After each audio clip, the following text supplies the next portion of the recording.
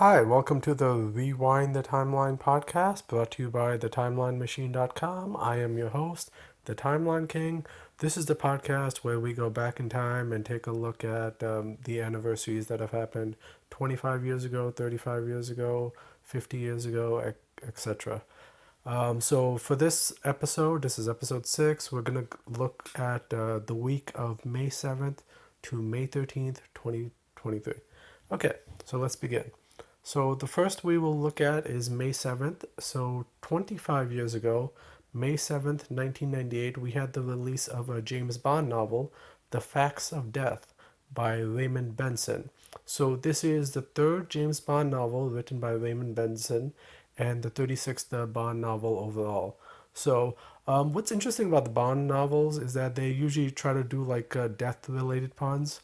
So you sometimes have ones that go like Live and Let Die, or what was it, Tomorrow Never Dies, or Die Another Day, and this is another one in that trend. This is called the facts of death. So you know the expression, the facts of life. Well, this is the facts of death. Ha ha ha!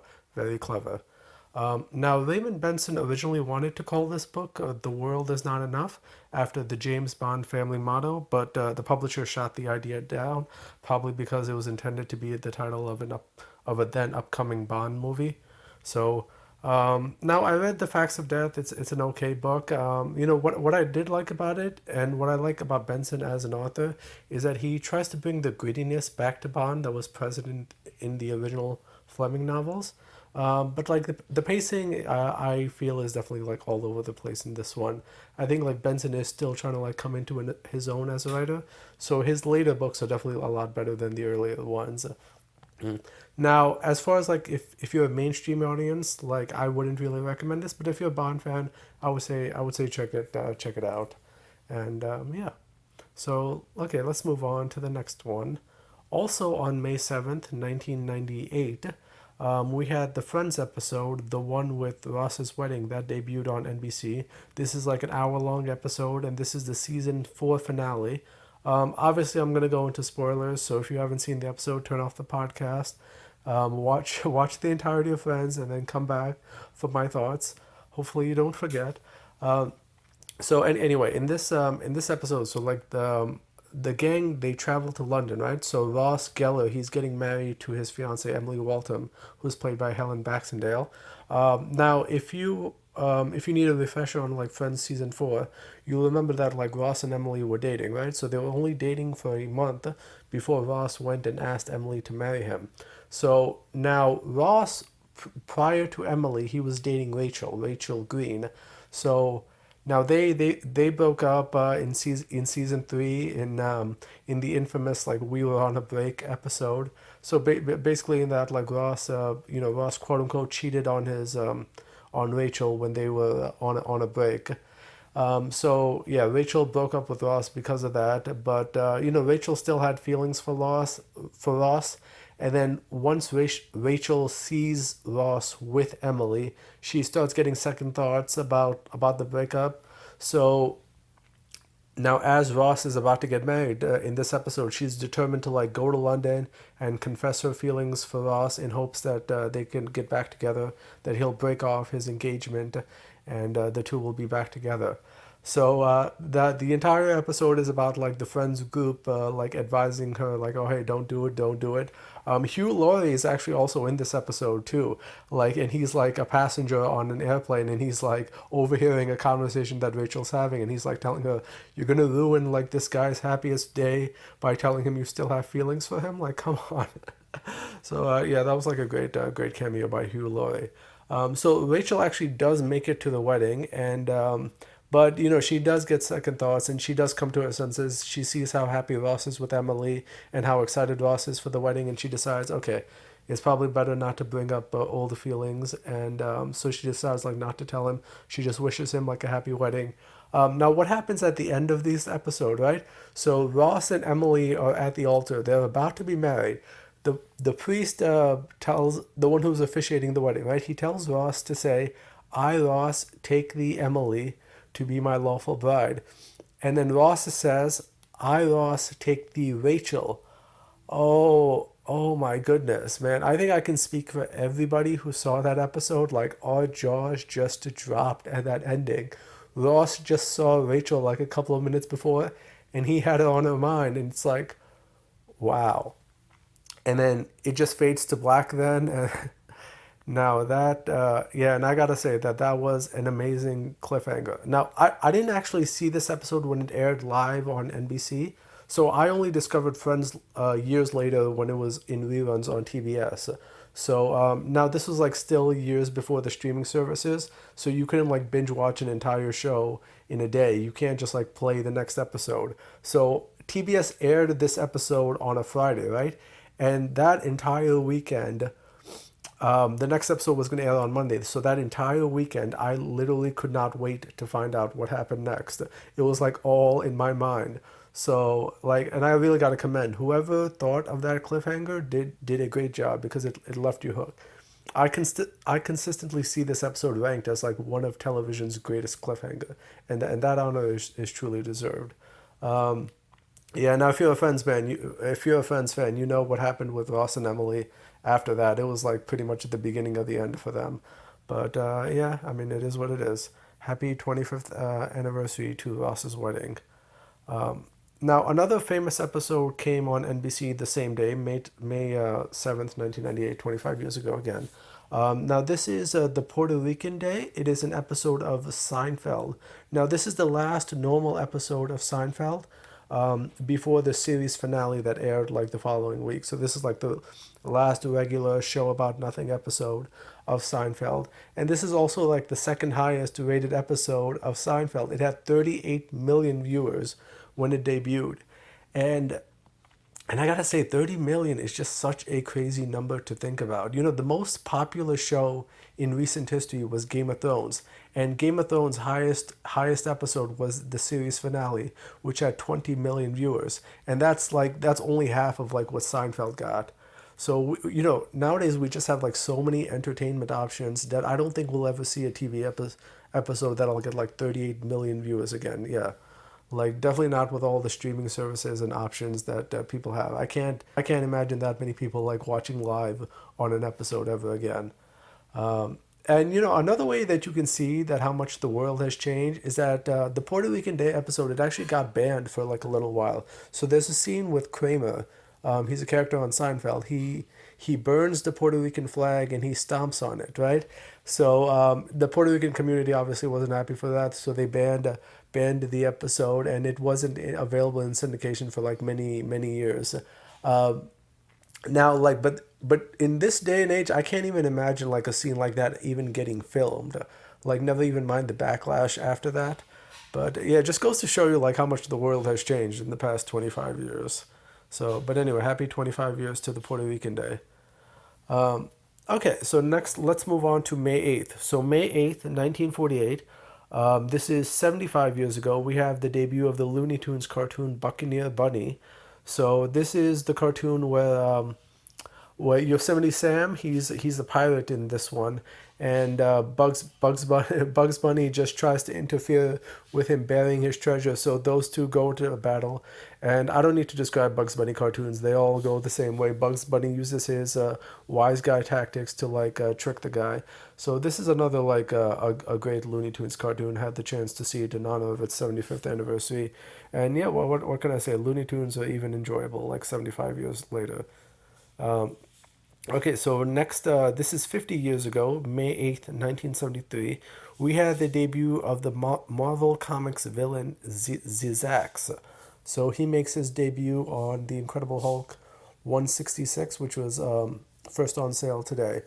Now, if anybody now, now Hulk villains, Hulk isn't really like a mainstream character. Yeah, there's been a couple of movies with him, but a lot of his villains haven't really gotten the spotlight yet. So, like anybody who's like, who depends on the Marvel Cinematic Universe or whatever, they probably wouldn't recognize him because I don't think he's been adapted so far. But he's like a famous like electrical villain for the Hulk. So he's basically like the equivalent of what Electro is for Spider-Man. Hulk has Zzzaxx. And anyway, yeah, this character made his first appearance 50 years ago today. Um, Now, what exactly was who was the creator of Yeah, who was the creator of Zzzaxx? Okay, yeah. So the creator of Zzzaxx was Steve Englehart and Herb Trim. Now they're actually adapting like a lot of Steve Englehart stories. Like he was the one who came up with the basis for WandaVision. He was the one who created Shang-Chi. He's also like the brainchild between behind a lot of like Kang stories, which the MCU is adapting. So I mean, if they continue the trend, then I feel like Zzzaxx might end up showing up eventually. Like if She-Hulk ever gets a second season, like I can't imagine them not using Zzzaxx given like how powerful he is. And okay, so let's move on to the next one. This is 35 years ago, May 8th, 1988. So this is regarding Peanuts creator Charles M. Schultz. So his wife, Jean Schultz, there was an attempted kidnapping of her on this day.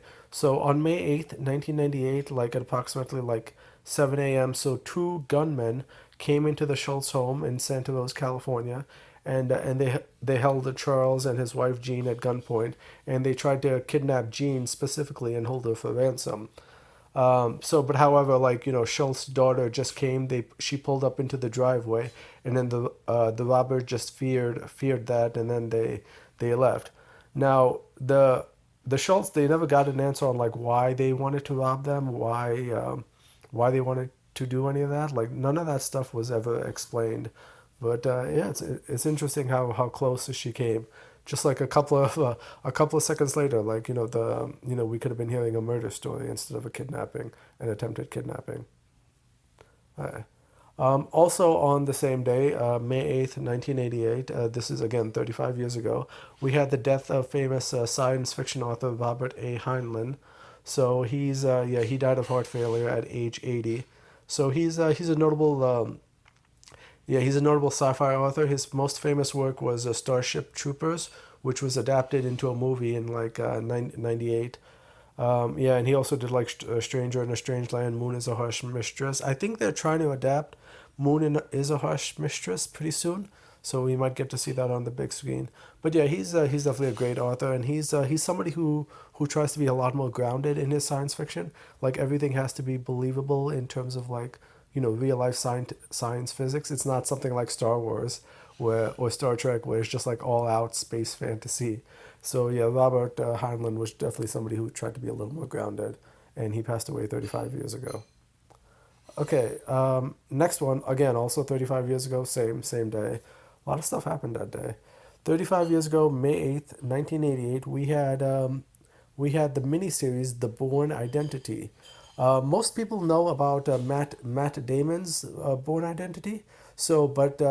What they don't know, the Bourne Identity is actually based off of a book by Robert Ludlum. That book was written in 1980, and it was actually adapted once before as a miniseries on ABC in 1988. So part one aired on May 8th, part two aired on May 9th. The miniseries stars Richard Chamberlain as Jason Bourne. And it also stars Jacqueline Smith as Marie St. Jacques. Jacqueline Smith is, she was in Charlie's Angels, so going from one spy franchise to another. Now, a lot of the complaints, I like the Matt Damon Bourne movies, but one complaint that I have is that they're not really faithful to the original books.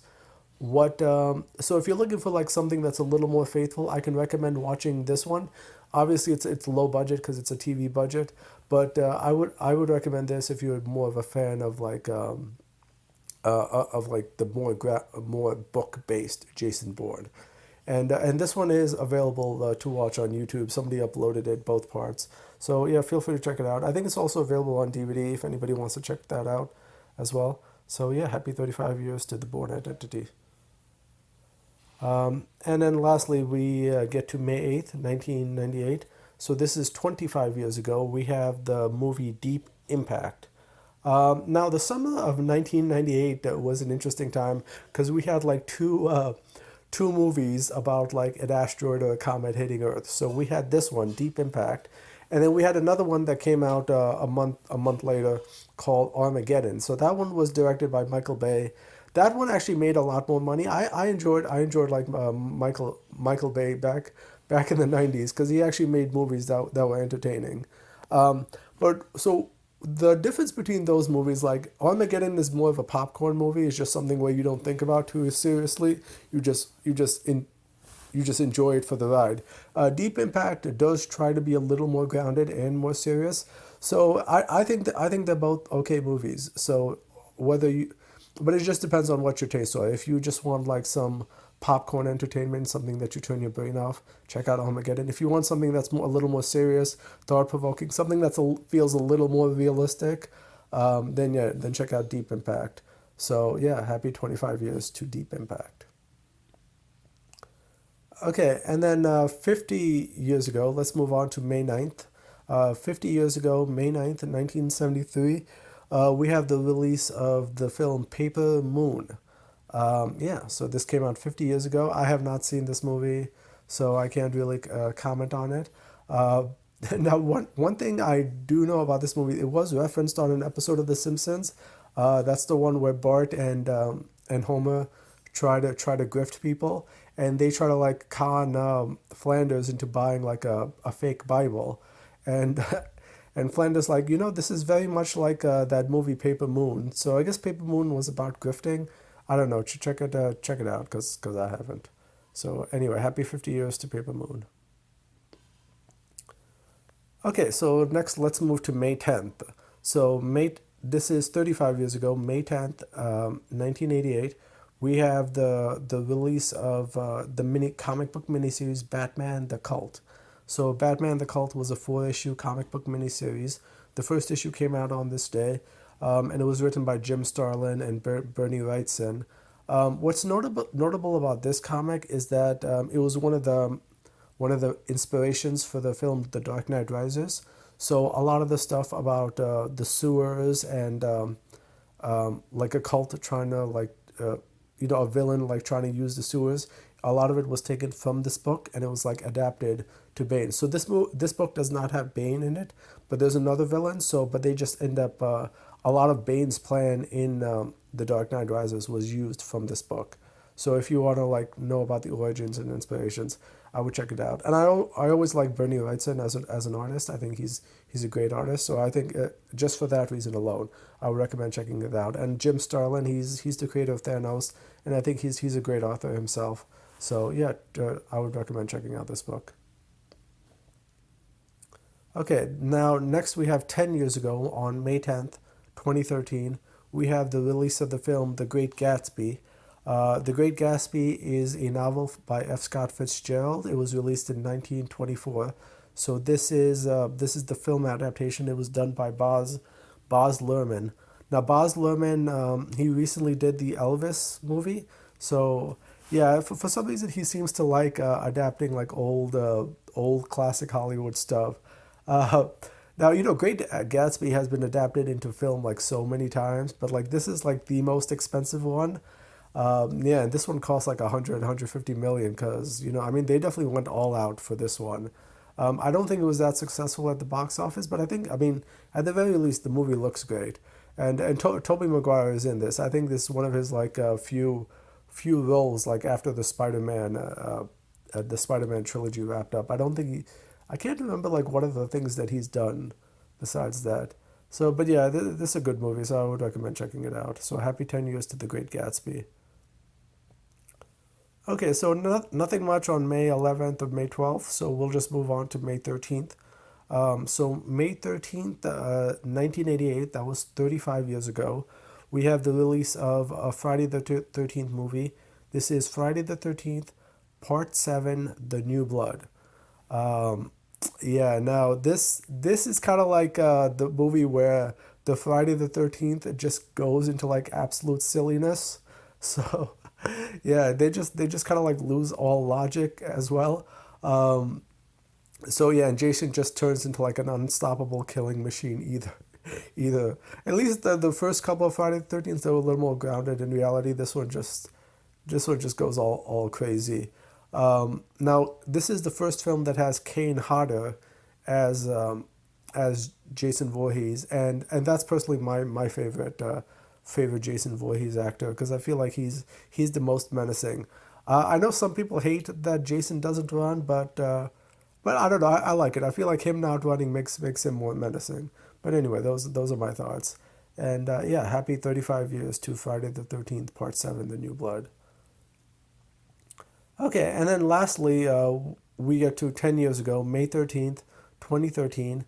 Um, so this is 10 years ago, May 13th, 2013. We have when the show How I Met Your Mother, they finally reveal the actress who is playing the mother. So the season 8 finale of How I Met Your Mother aired this day, and in the closing seconds of that finale, we finally see the mother's face for the first time. And yeah, and wow, I was like